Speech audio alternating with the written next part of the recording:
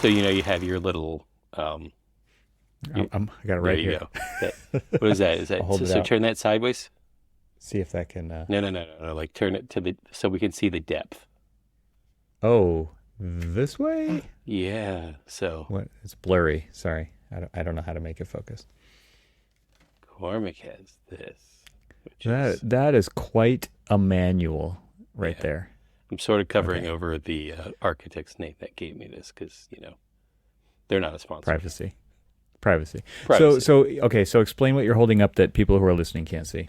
So I am holding up the pocket reference. So you had pulled out this pocket reference that you had a few episodes ago, Yeah, and I and said I was going to read a word every time we recorded an episode, and I haven't done it and you since. haven't. I feel I've really let the listeners down. The glossary of architects and architecture, and there are very few architects in here. So I And thought so that this was is a pocket reference guide. In yeah. this pocket Mm. reference guide, it's actually really interesting because yes, it has general knowledge and information for architects, Mm-hmm. but it also has, let's say, things like personal information, birthdays, What? Oh, like anniversaries. for Look, you to enter, so it yeah, has so blank for spots. Okay, so that's it's good. got a little chart for me to fill out So this is my. pre-smartphone era right here. Well, this is 2007, so this came out the same time as our iPhones came out, right? That's right. So, Yep. but what's interesting about it is like so it has hand signals Uh huh. for crane operation. Yes. It I need a has quick refresher on that. it has maximum floor joist spans. It has insulation values.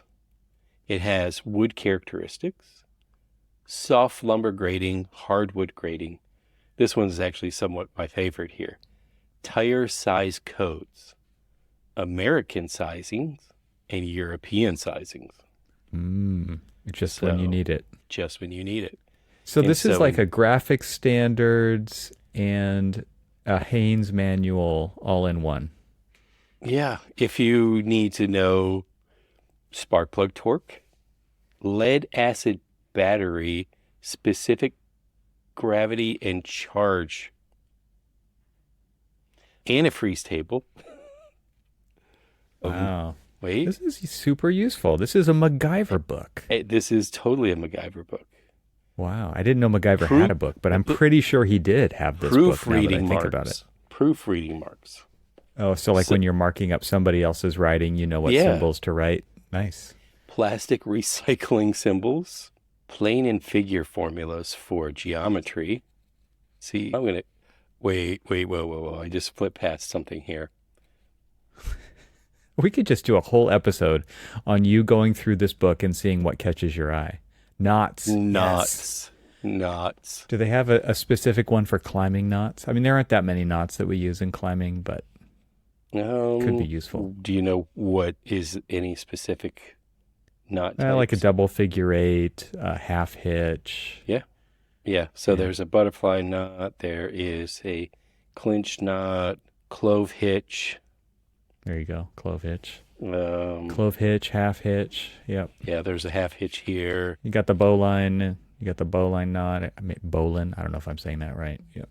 Fisherman's bend and or an anchor bend. Got the square There, knot.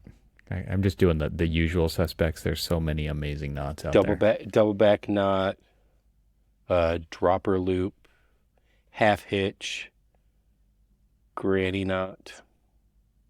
I you Nice. know, A granny and knot. and so the thing about it is Do not we only, really need a diagram for a granny knot? Come on, people. I mean, If you gave someone a rope, they'd probably do that one. at the very least they could do that one. Yeah. So that, but I mean, and there's diagrams of how to tie them.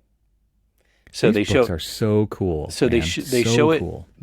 loose, right? So Yeah. that you Yeah. basically can follow it, like if you were like tracing out, Yeah. drawing your fingers across, like say, a Celtic knot type thing. Uh-huh. It's Uh-huh. something very similar to like that. And I Okay. guess I admit that I might actually be somebody who traces around a Celtic knot with my hand. So there you go. Um, This thing, Live in the dream, Cormac. Live in the dream.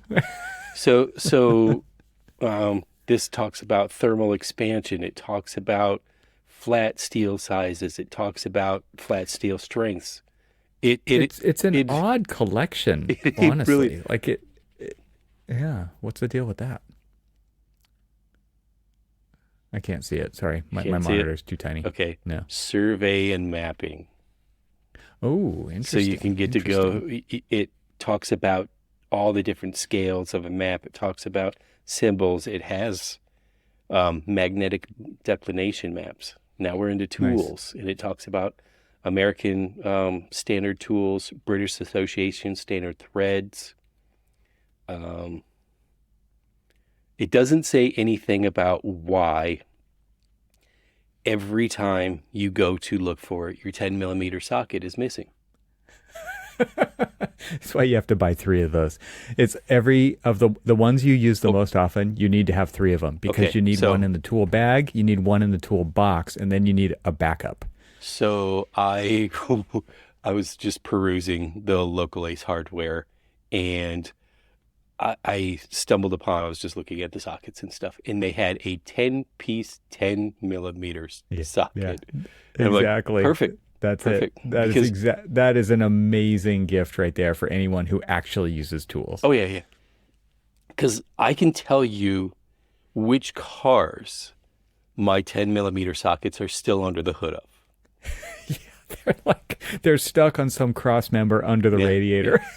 Whoever currently is driving my 2017 Chevy Traverse, well, there's one in there. There's one in there. There's more than one in there. I took off the front bumper of our old Toyota Sienna minivan because I replaced the headlights. I tore the whole front end off, which is what you have to do, right, when you want to swap out headlights on a semi-modern car, not even a new. Virtually anything, really. I found like 3 tools inside that once I tore that off. I found like a flat tip screwdriver, a socket wrench, and a Phillips bit for a drill. So what would be interesting is to try to trace or at least create a story behind how they got there, you know? But it's such an often they're not even your.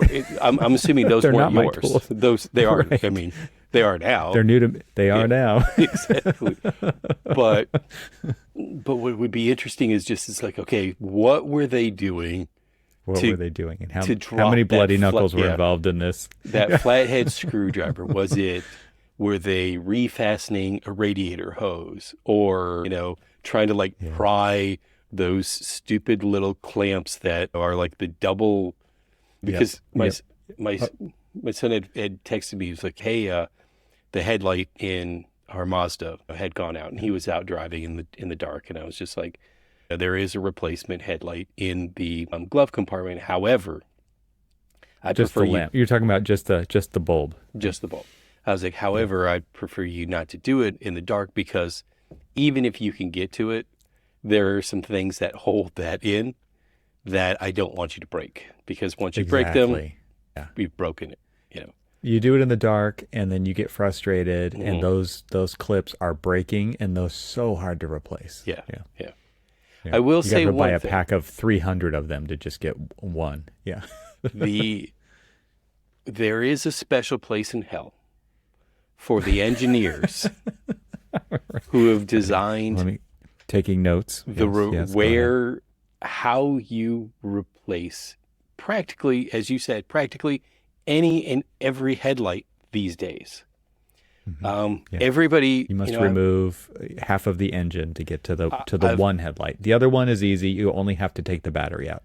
So to that one. So to the Mazda, there's one that if you have thin hands, long fingers, strong fingers, and are, say, double jointed, where you can basically contort your hands around, which by some slim chance I actually have. Yes, I was going to say, I'm thinking of your that if you don't have those tools, then you basically have to. So the first time I did it, I had to remove the fuse box, on one side, the air filter on the other side, to just get to a point where I could get my hand in the well where I could get it. Yeah. In the Traverse, you had to basically go in through the wheel well. Yeah. To get so you have to to take out the liner. Headlight. Yeah. You have to take the wheel off. Yeah. So you have room. Then you have to take the liner out, and you have to break all those clips, or you have to be really careful. I will say that I did. I was pretty good about being able to turn the wheel, hard left or hard right, whichever direction, whichever wheel well I was in, and so that I could basically just unscrew a portion of it, pull it back, and then reach my hand in, and then contort my hand around, and all of that other stuff. Now, do you come out unscathed? No, you're most likely it's death by 1,000 cuts just to... You have sheet metal scratches all over the place. Yep. I mean, so it's interesting because I think about that, and I think about the way that we have to design access panels and all of that other stuff in architecture, and how we go about do that. Because I was reviewing some documents for one of the 8 buildings on ours, and the cool thing is that in Revit, at least if you're using a family, the family shows basically a dashed line in there that says this is the clearance area that I need to get to, say, like a fan coil unit or something like that, right? And so if I was changing a filter, or if I was changing a valve or something like that, this is the room that I need to have clear for all of that. And then you do the math backwards, and you try to figure out whether or not you have that. And I was showing people, and it's just like, oh, well, we moved this wall. And like, but did you coordinate with the engineer to move the mechanical unit? They're like, well, we don't really need to move the mechanical unit. We're only moving the wall. It's just like, do you see the dashed line that is now on the other side of the wall? What's that for? It was just like, and so let me explain to you what that is. Those are the kinds of things though where you're just like shaking your head. How is it possible to not know this? And yet this is something that is not known by some people. I was watching someone today. We were talking through some changes for an additional service for that we're working on, and so I was watching them make the changes as I was explaining them. We were marking it up through Zoom, and they were just kind of real time making the changes. And I knew that Revit was going to basically ignore the column that we were moving the wall to. And it did, and it just drew the wall right on through the column. And I don't know why that irks me so much. But because you're old, like, that's why. Can't we just have our documents show the reality of how the thing is going to be built? Because I will say that there's a lot of times that people will just ignore it and move on. Not a big deal, right? Of course. Yeah. And you're just like, wait. That's default right there. It is a big deal. Like, we don't put metal studs through a concrete column. We stop on either side of it. And then depending on like how we're actually like furring across that column, are we just skimming across it? Do we have furring across it? Is the stud actually sitting out beyond it and going past it? It prompts all of these questions that I wish people would be asking more of. Well, is this stuff in your manual? Because if it is, you could just gift this manual to everyone.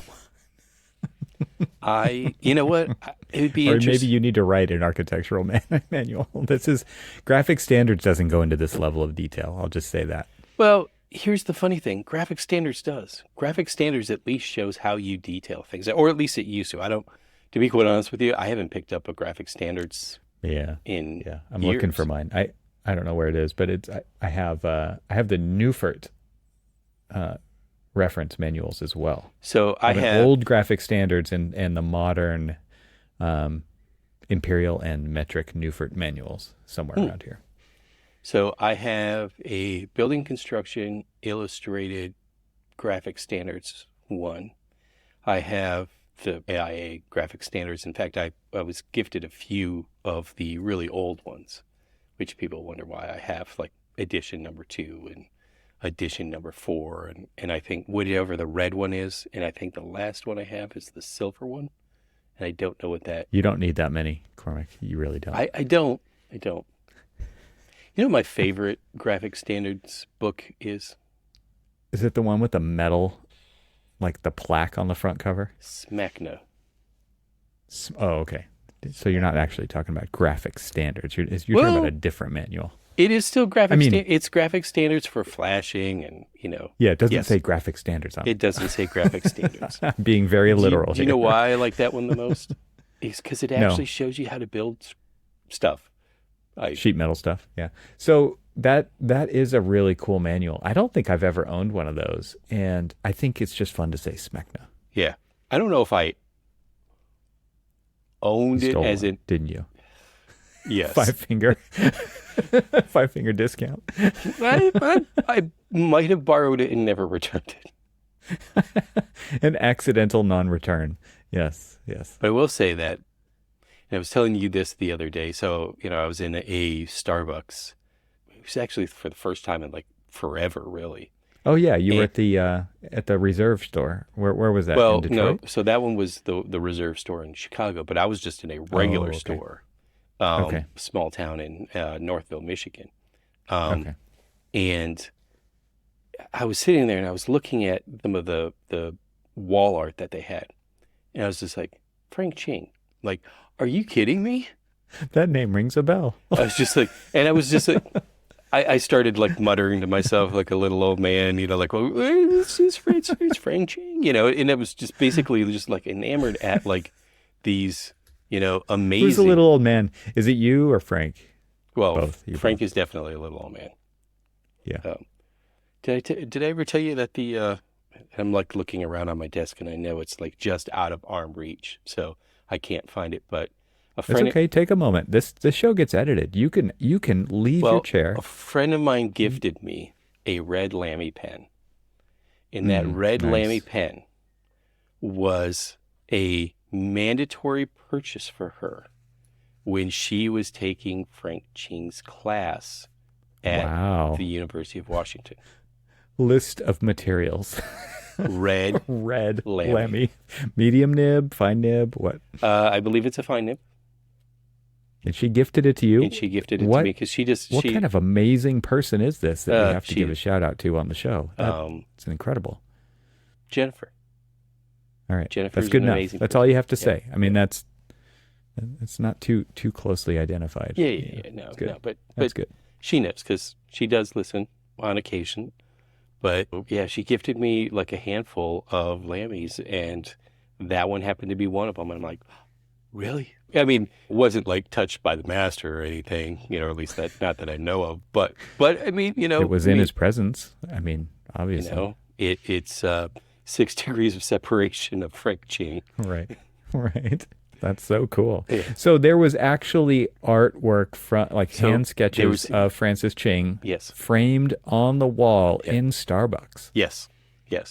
And do you think that's because Starbucks and Francis Ching are both Seattle natives, or Seattle-based? And he did actually do, because I did look them up, and he did basically these limited print sketches for Starbucks. So they commissioned him to. That's really cool. Yeah. That's super cool. And yes, would I have loved to have pulled them all off the wall and put them on my walls, and you would have been right behind me? 5-finger discount.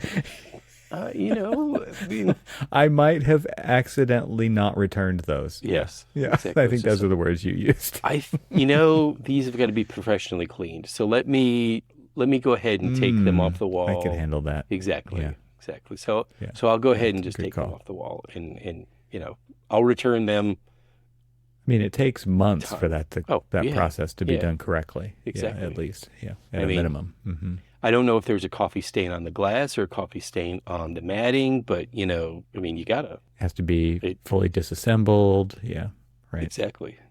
Forensically. I have to look at it on the wall to make sure that the light is hitting it properly. And make sure, so if it's like the wall behind. You might try different color temperatures even to see what's best. There you go. Exactly. You might take your time there. Yeah. Is that the appropriate? What color should the walls actually be?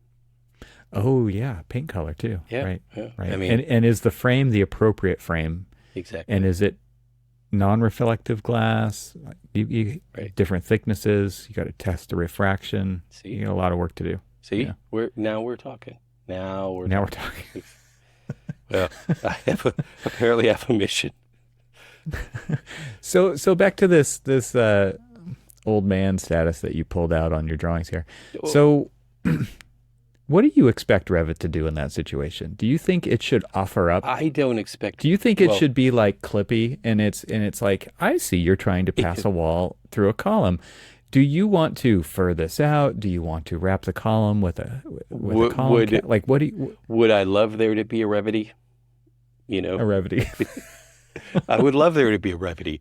However, you would. What I would think like you would turn that thing off, just like you already ignore all the warnings in Revit. I was going to say all the warnings and errors that you get. That's what's actually telling them. And do you want to synchronize this right now? No, it's never the right time. No, no. Yeah, exactly. So but what would I like it to do? I would like it for other people. I would like for somebody to like pop up like a little Revity would a little Cormac. I think a little Cormac, a little AI avatar of you. What would be cool is then it uses your computer camera and it like brings a picture of you up. So it turns the camera on. And so then it puts like a little Revity on your shoulder and says, "Are you sure? Have you checked everything?" You know. And it's like with a red filter overlaying exactly. it. Exactly. Little devil. Yeah. Yeah. Right. And then the other one over here is just like, just sync. Here's the right way to do it. Exactly. This is what you should do. Who cares? Here's 3 good Somebody options. else will figure that out. Right. I love it. I love it. The devil on your shoulder. The angel on your shoulder. This is your inner turmoil, your conscience like playing out in real time. I love it. When we surrounded ourselves with all of those drafting manuals, we drew it based off of all of the different tried and true methods of like construction techniques, manufactured suggestions, warranty. Okay. Hold on. Okay, first of all, define what these manuals are. But secondly, I think I already did. All those. Oh, you're talking about the books. Okay. Yeah. So, but you, was it on your own? I assume the answer is yes. Was it on your own volition to spend the time to go through those and really soak it up? Because I don't think we give anybody the time, nor do they have the attention span to begin with, to actually do the thing that you did, which was soak all that stuff up, so that when you never know when the time's going to arise to where you have to deal with that. But here it is in front of you right now, and the incentive right now is to move forward as fast as possible. It is not to take time to stop and pause and consider the options and to figure it out right or to ask questions. It's not that. So whose fault is it? Okay, so let me answer that in a story. Yes. So I remember. I'm rubbing my hands together here. This is going to be good. So I remember when I first started working in an office. And yes, this was the transition. So yes, all the gray hairs legitimately means because I'm old. And so I'm thinking right now of like a. So when I started working in an office, it was spring break of my second year. And it just so happened that I answered an ad that they were looking for a draftsman. And I'm like, in the classifieds. Exactly. And I was like, I need some money. Nobody knows what those are anymore. And so I got a part-time job in a firm that still exists today, in downtown Montgomery, Alabama. And they basically said, you're going to be drawing, here's a floor plan that we want you to draw. I'm like, second year, it's just like, we've had, basic hand drafting at best. You have no clue. No clue whatsoever. And I told them, I'm like, I have no clue whatsoever. And I've told this story before where they looked at what I had done and they're just like, this is good. It's like, and just like, dude, without missing a beat, and maybe this is, some of my expectations came from, of like how you should, I don't know, whatever my expectations are. Without missing a beat, this is like, the only thing that's really going to fix this. And he untaped it from my desk and crumpled it up. That's right. And there's one solution to this problem. There's one solution to the problem that you created. And it's right. Start over, because looks good. Start over. This is a pile. This is a complete pile. And there is no way that we are going to put that, because I was actually doing billable work, and this was something that I was supposed, like, this was going to be a part of a permit set. But you were making what, $3.50 an hour? I'm just going to say it. If like that, yeah, sure. If that, yeah. Okay. And so what did they do? And in fact, actually, one of the principals, and so I'm going to give a brief shout out at PWBA. And yes, we used to, make the acronym Pee-wee's Big Adventure. In Montgomery, Alabama, one of the principals he'd given me, because it was one of his older architectural graphic standards. And yes, I still have that. That was the, I believe, second edition nice. Or one that I have. He'd given it to me. He said, "Here, keep this. This is yours." He threw it at you. It left a bruise. Now you still have the evidence. It wasn't, he didn't like do it and just like, "Here, kid, this contains all the knowledge that you've ever needed." He's just like, "Dude, you've already wasted my time. Here, take this, figure out how to draw a damn floor plan, and let's start over again." And so handed me a book. Typical older architect who's just fed up. Handed me a book and said, "Figure it out your damn self." And that is the mentality of how our generation was mentored. Figure it out yourself. It was totally. It was just like, I don't know if your dad was like my dad. My dad was just like, "Hey, Dad, how do I do this?" He's just like, "Why don't you try to figure it out yourself? And if you screw up, then I'll show you how to do it." Yeah. And so if you... My dad was like that with the electrical panel. Oh, yeah. Why are there so many tools underneath the hood of your car? Well, it's because I was trying to figure it out myself. You know? Right. Why didn't you stop when you applied the brakes? Well, it's because when I was putting the drum brake back on, I put the I put the springs backwards, and it didn't. When I depressed it, didn't stop anymore. Yeah, when I depressed the brakes to push the pads out, it actually pulled the pads in. Nice. So, that's a feature. So those were the things. It's like you figure it out, and yeah. And so I did, and so I am pretty particular about the way things are drawn.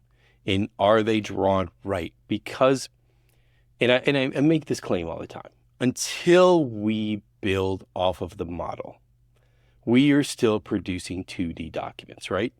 2D documents for submission to, and now the good thing is that the current project that's under construction in Baltimore, they're using the models to coordinate. Yes, they're using the 2D drawings for typical layouts and things like that, but they're also doing a very comprehensive model of existing conditions, new conditions, and all of that other stuff to really kind of like vet whether or not some of the things that we're trying to do actually fit and actually work.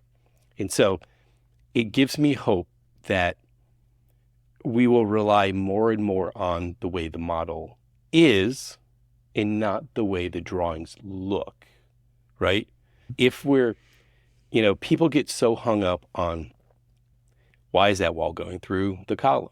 Well, we know that, maybe it's a modeling error, or maybe it's just, something that was just forcing Revit to not recognize that column or something, and it just passes it right on through, whatever it is that it is.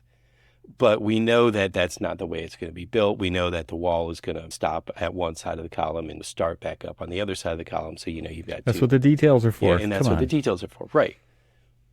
But if we're modeling it and we're building off of the model, then we don't necessarily have to rely 100% on the accuracy of, we want to know where the built wall is placed, right? And I'm kind of getting myself in a little bit of trouble here, because I'm the one who really actually like prefers everything to be drawn right. But I'm also saying that the model, can give us a little bit of freedom of not necessarily drawing it perfectly right if we're building off of the model. And right now we're just not doing that. And so Well, back to then that's it. It depends on so many things oh there yeah, yeah, too. yeah. It's the jurisdiction, it's the code officials, it's yeah, it's an incredibly All the messy above, situation. all of those. I mean, we've Yeah. talked to people where, remember when we had the conversation with the guy from Shop Architects, and Hmm. when he was talking about the process that they had to go through for the Hmm. Barclay Center, Right. and how that was a model-based delivery process, and how they had to basically convince the AHJ and the fire marshal to review the documents as a 3D model rather than a 2D Hmm. deliverable. And these are Hmm. the things that, I do see the future could potentially be that.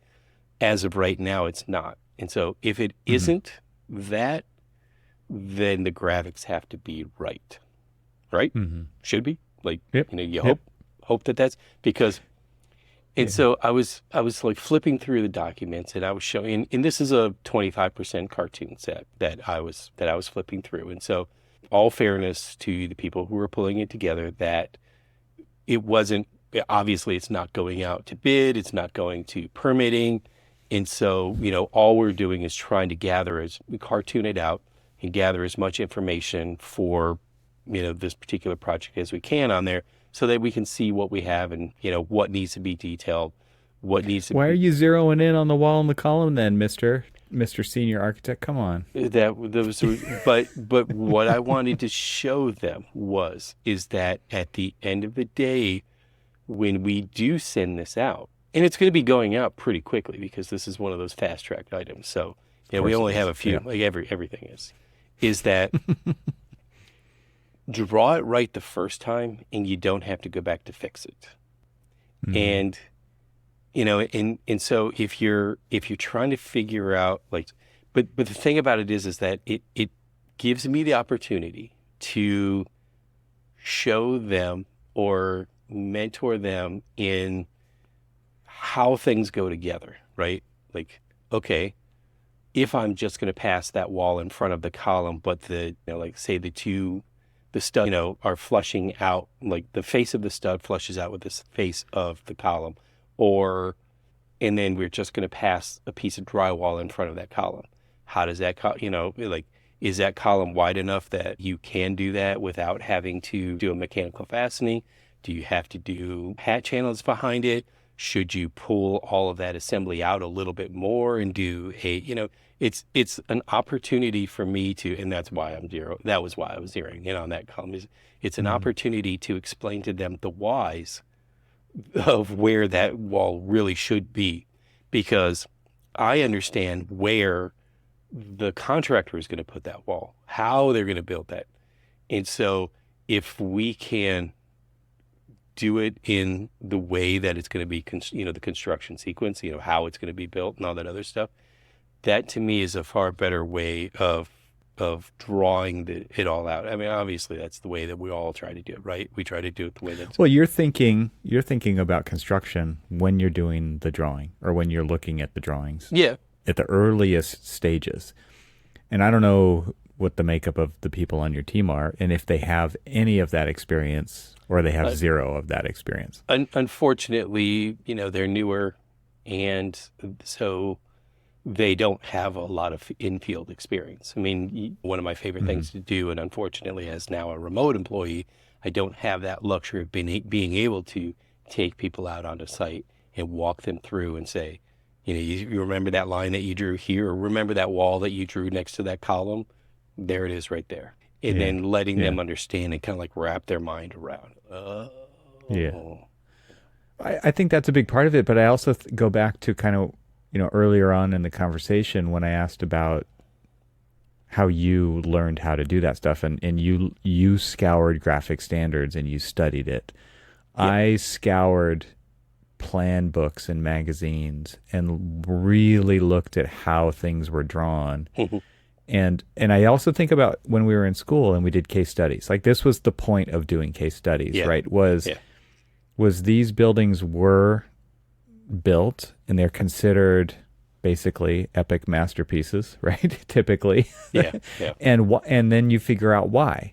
And you look at those conditions of, I mean, for me, it was first year and it was Craig Elwood. And it was just like, let's look at all the Craig Elwood houses, one for every person in the room who's going to be doing this next studio project. And we're going to look at this particular architect's drawings. Right. And we're going to look at the documentation, and then we're going to look at the photographs, and then we're going to build models of that. And through that process, we learned how columns meet beams and how walls meet columns, or if they don't, right? If they miss, like Corbusier, or, you can think about all the different conditions that are out there and how we, over 5 years, studied those and all the different ways you could solve these problems or highlight these elements or think about how to treat these things. And I just wonder what is that like nowadays? What is the architectural? I assume that's not all lost. And then there's this other kind of set of incentives tugging on everyone, which is like click faster, right? Just click faster. I don't care what you're drawing, just click faster. Right. Be quote unquote productive and get things drawn or modeled. So anyway, I know that there's competing incentives here for sure, but at the same time, it's like if you don't have the ability to just say like, what should we do here, and raise that up as an issue or an opportunity, that's I don't know. So part of that story about going back to like that firm that I worked for in Montgomery, Alabama, and one of the reasons why I was bringing it up was the fact that we were taught to think about, like if we were designing, we were taught to think about like the ramifications of what we were doing as it kind of like affected the construction document. So like, how is it going to be built? Can it be built? Things like that.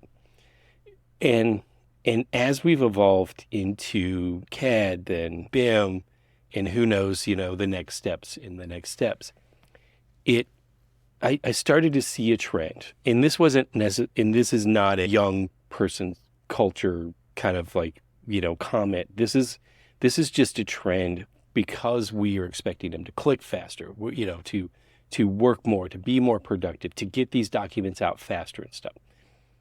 And started noticing this trend. It's like, oh yeah, well we did that on this project. Why don't you just take those details from that and put them on this document?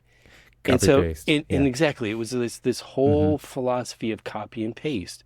And so when we started to cut and paste from one document to another, these details, and then not really knowing whether or not it actually like worked as it should for that particular application, it was like, well, you see, we've got, wall sections here. We've got head sill and jamb details for an aluminum storefront system.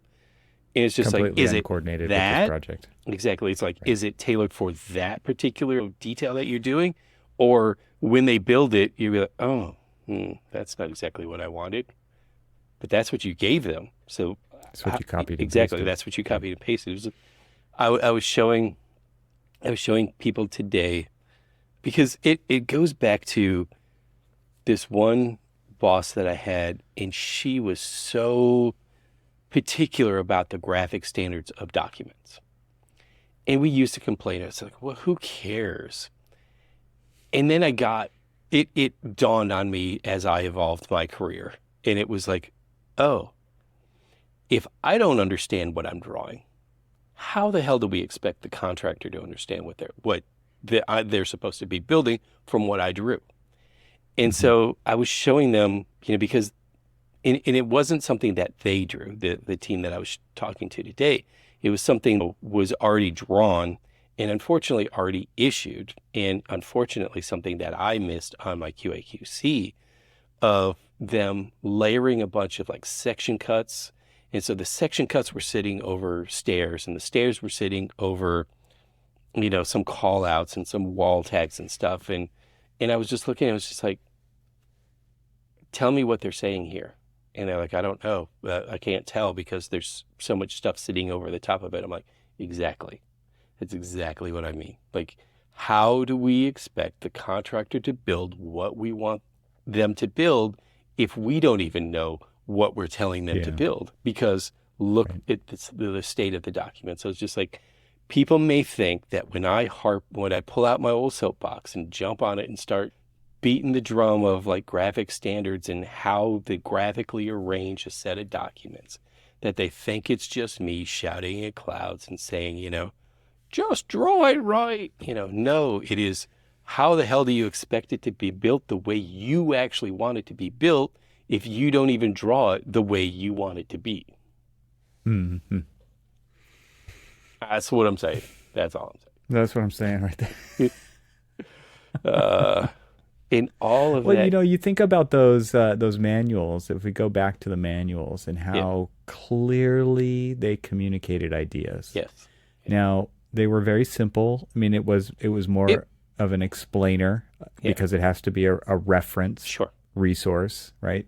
And it has to be really clear, and it's been vetted over and over and over again through decades, right? I mean, if things get updated, I'm sure it's a very careful update. And it doesn't work, I'm sure, at the pace that a project goes at. And projects are getting more and more complicated all the time. Oh, yeah. More information.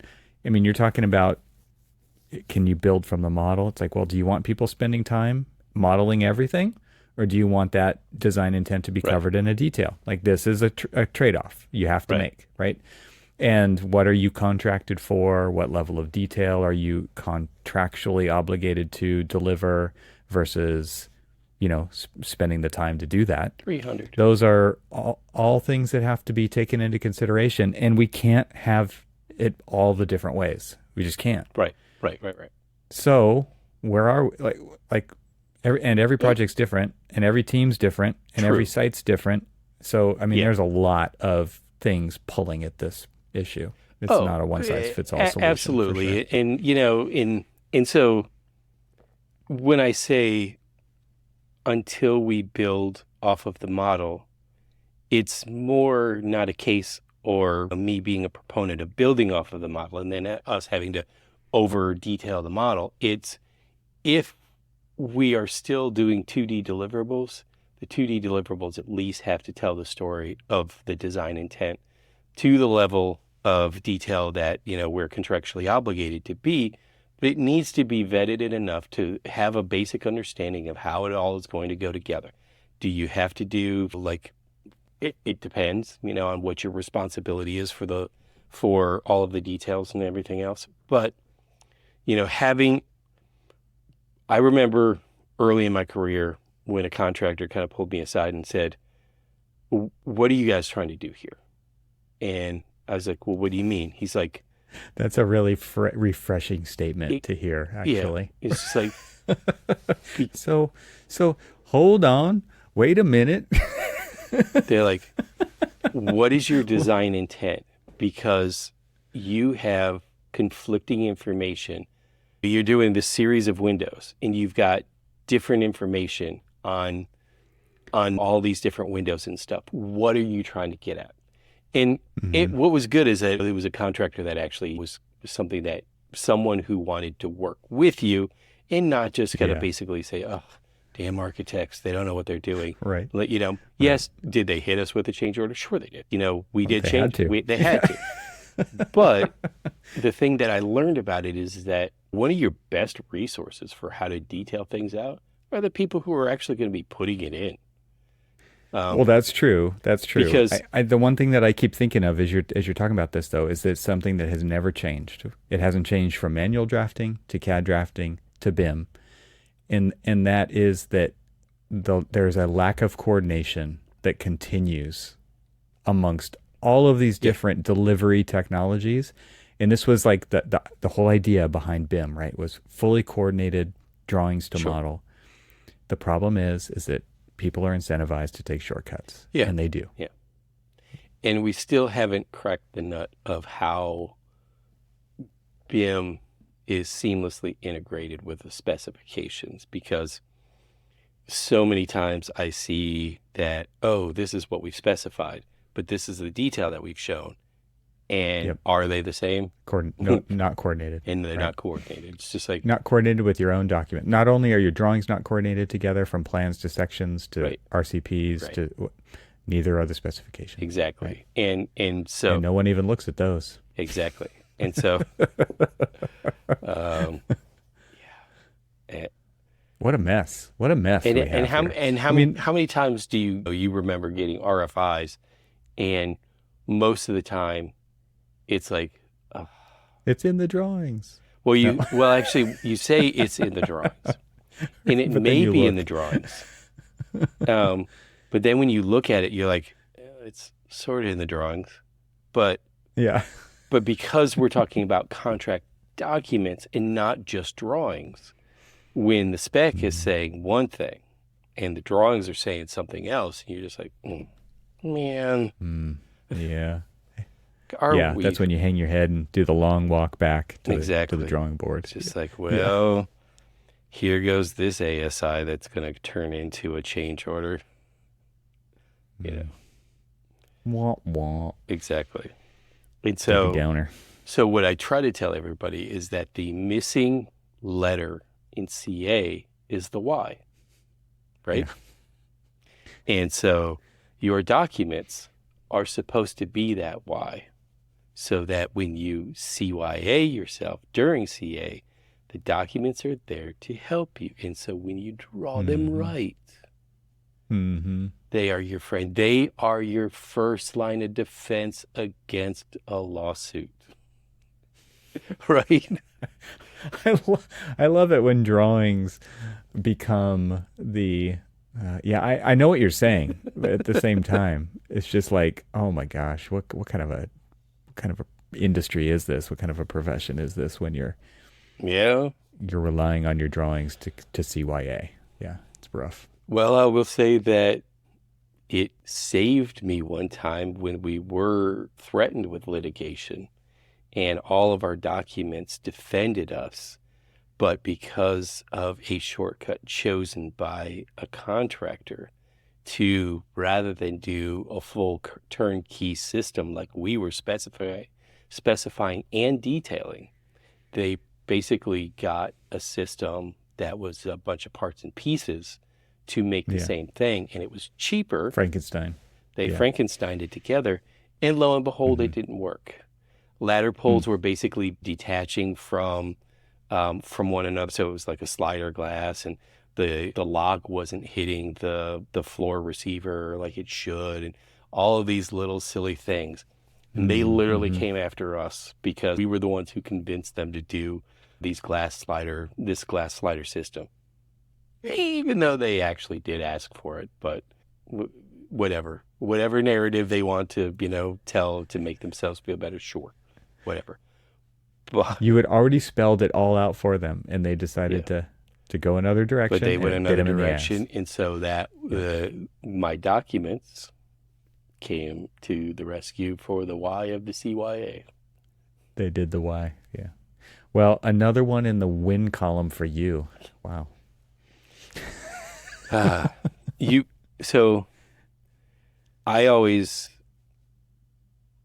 the way that I try to explain the process of doing construction documents is to try to have foresight. And this is not even just construction documents.